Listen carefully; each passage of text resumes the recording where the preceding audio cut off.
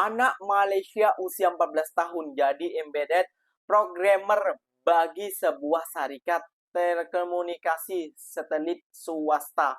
Berbeda dengan anak-anak muda kita, geng. Yang malah main TikTok, joget-joget gak jelas.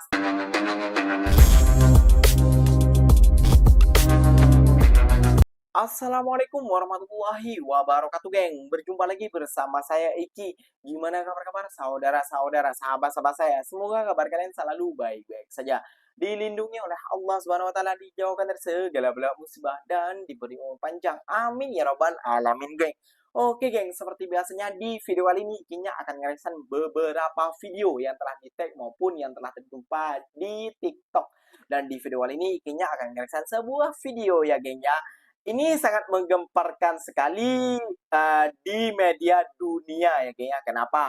Karena anak muda Malaysia, geng, udah menjadi programmer di usia muda, geng. Bisa menciptakan roket ya, roket kayak gitu yang ciu ke atas itu namanya roket kan, geng. Ya itulah pokoknya kayak gitu, geng ya. Dan berbanding terbalik kepada anak-anak muda kita yang di Indonesia, geng, kayak gitu, geng ya. Berbanding terbalik sekali, geng. Sama cikgunya, sama pak gurunya, geng, sama bu gurunya, sama cikgunya gitu. Malah diajarin TikTokan, joget-joget gak jelas. Sedangkan negara-negara luar udah mengembangkan teknologinya untuk memajukan dan membanggakan negaranya.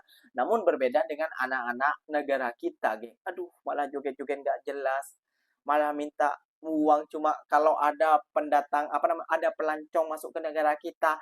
Ini siapa sih yang ngajarin seperti ini kayak gitu, geng ya. Memalukan sekali. Dan ada juga di beberapa sekolahan di Indonesia ya, geng ya, itu sampai SMP kayak gitu ya, tidak bisa membaca Huaye. Kok seperti itunya, geng ya? Gak usah berlama-lama, tentunya kalian sudah penasaran, jom kita simak bersama-sama. Namun sebelum simak, jangan lupa dulu dong, geng, sokong channel ini dengan cara subscribe, like, comment, and share-nya. Apa benda, silahkan komen di bawah. Janji, jangan begaduh. Oke, kita simak dulu videonya. Let's go! Malaysia hari. Nah, lihat buat kayak gini, geng. Ini roket ya, geng ya.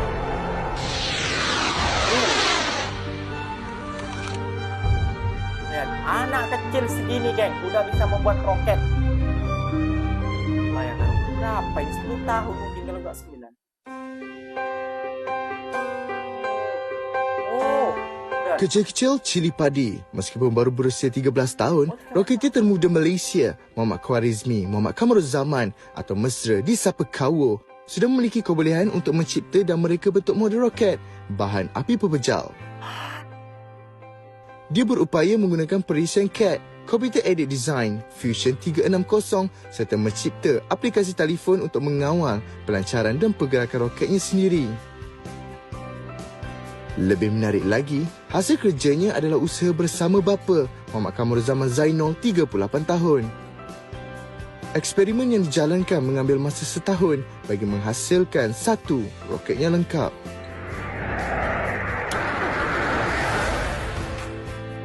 Bakat anak sulung daripada 3 beradik ini mula mendapat perhatian apabila videonya yang menggunakan perisian untuk menghasilkan roket secara 3D dimuat naik di platform media sosial sejak tahun 2019.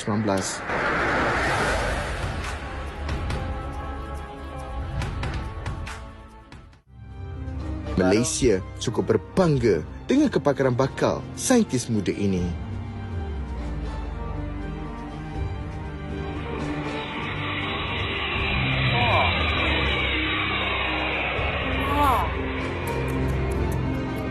Hai, saya Khwarizmi.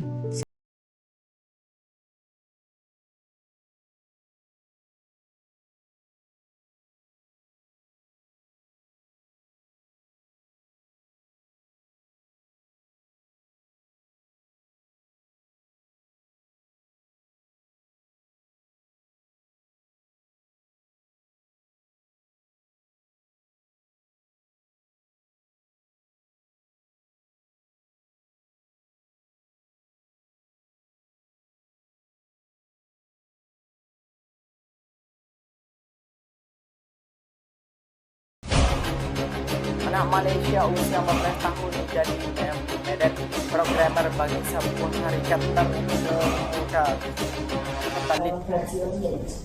Honorable Chair, esteemed delegates, bonjour. The delegate of France believes that education must evolve with the needs of this time, especially in 2025, where informal education shows us its value from digital platforms to experiences and even to community-based activities. While formal education still basically remains as the most backbone of our global development, it is the informal education that reaches the marginalized youth, especially the ones in rural areas, countries facing poverty, and even those who are ignored. As the leading donors for UNICEF and a long-time advocate for children's rights, we are especially concerned in humanitarian crises where basic rights are often overlooked. In this context, it is informal education, or basic education itself.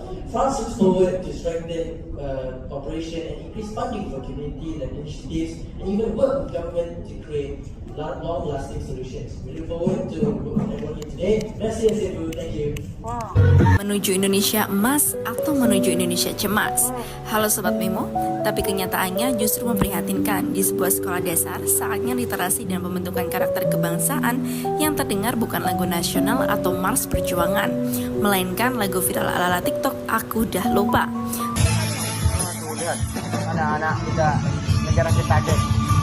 Tahlilan Ben melakukan ART anti masjid. Anak-anak muda kita geng. Ya, musik boleh disukai, namun tidak sampai sini juga lah.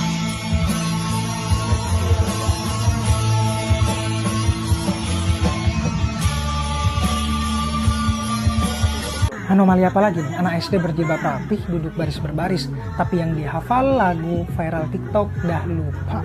Katanya ini metode literasi.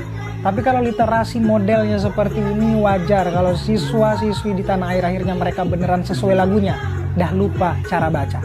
Sementara di sana ramai tepuk tangan karena anak kecil bisa joget dari kor lagu viral. Data mencatat 363 pelajar SMP di Buleleng tidak bisa membaca. Bukan karena malas, tapi karena sistemnya longgar, kontennya hampa, arahnya kabur. Lebih parah lagi, anak-anak yang tidak bisa menulis lancar bermedia sosial. Aktif di TikTok, jempolnya lincah. Tapi saat disuruh membaca petunjuk sederhana, mereka diam, bingung, tertinggal. Ini bukan salah murid, bukan semata salah guru, tapi salah arah, salah desain, salah prioritas. Mengutip Yotlab, ketidakpastian haluan serta pendidikan dari tahun ke tahun menciptakan lingkungan pendidikan yang fear-oriented. Mencemaskan anak, orang tua, hingga pelaku pendidikan. Pertanyaannya sederhana, mau jadi bangsa seperti apa kita ini? Kalau baca saja anak-anak tak bisa. Yakin? Nggak mau beresin ini sekolah negeri? Ketimbang bikin masalah baru di sekolah rakyat atau sekolah Garuda. Nanya aja, gimana menurut kalian? Situasi pendidikan kita hari ini segawat apa? Kalau setuju, share ya. Debat tetap pakai hati.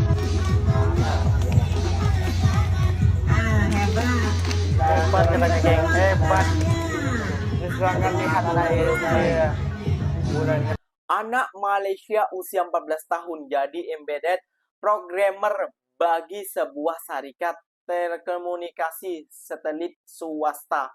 Berbeda dengan anak-anak muda kita, geng. Yang malah main TikTok, joget-joget gak jelas, tahu arah negara ini mau dibawa kemana, geng. Berbeda, geng. Kayak gitu, geng, ya. Jadi, apa namanya ya, kebelakangan ini semakin banyak tuh anak-anak kita yang tidak bisa membaca, tidak bisa menulis, apalagi sampai membuat roket seperti anak dari anak sampai bisa membuat roket seperti anak muda dari Malaysia ini, geng. Sedangkan anak muda kita masih tidak bisa membaca umur segitu, geng. Aduh, sangat miris sekali sih, miris sekali. Ya, semoga kita bisa sebagai orang tua bisa mendidik lebih keras lagi, dan semoga tidak bisa cuma joget saja dan lain sebagainya. Namun juga bisa membanggakan negara dan negara kita dan memajukan negara kita, geng. Masa kita selalu ketinggalan dari negara jiran-jiran, geng. Negara jiran-jiran kita sudah menciptakan anak muda yang berprestasi, dokter, engineer, ada lagi programmer, pembuat roket, dan anak muda kita bisanya joget TikTok gak jelas itu, geng. Come on lah, bangkit. Oke, geng. Mungkin videonya sampai di sini saja. Semoga video ini bermanfaat dan semoga kalian suka dengan video ini. Terima kasih banyak buat kalian yang like, comment, and share-nya. Apa benda silahkan tulis di kolom komentar. Ikinya pamit undur diri dulu.